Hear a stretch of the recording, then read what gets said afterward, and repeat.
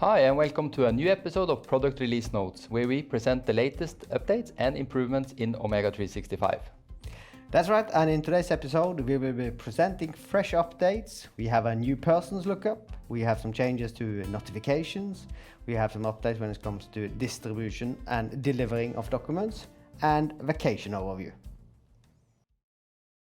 Over to the persons lookup. That's being used in several applications around Omega 365. And if I click on this one, we get it up here. And by default, it will only show those persons that has a role within that context that you are currently in. So in my case here now, I'm in Pro 2. So I will only see those users who have a role within that org unit and those below. Yes. I can extend it, so if I want to include those that has a role outside this context, I click here. So I get a few more users in this case. And finally, I also have an option to include all persons, even if they don't have any access. In some cases, that's of course relevant as well. Yes. Here we see the home page, and we can go to the show notifications. We see that we have all the notifications received in this list. If we would like to filter down to specific notifications by a type, we can select, for example, document and workflow, and we can go back to the notifications and see that the list is now filtered. And we can remove them directly here as well, and now only see document notifications. Very useful when you have many notifications.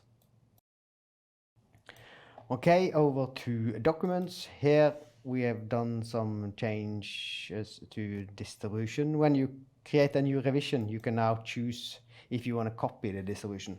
In several cases, when you have a new revision, it might not be the same persons that you're gonna have on the distribution list, and then you can choose to not copy distribution. Copy distribution is by default checked.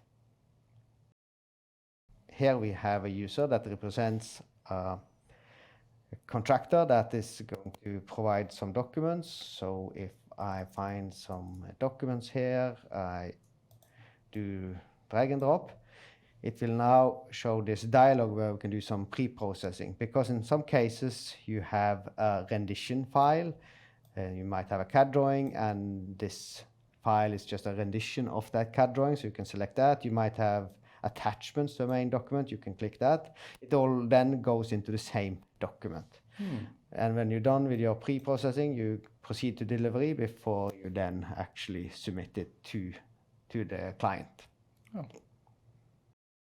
Okay, and over to a vacation overview. Here we introduced this in our previous release notes. A new feature has come, and that's the possibility to register vacation on behalf of others. Before you could only register your own vacation, but now it's possible to register vacation for other.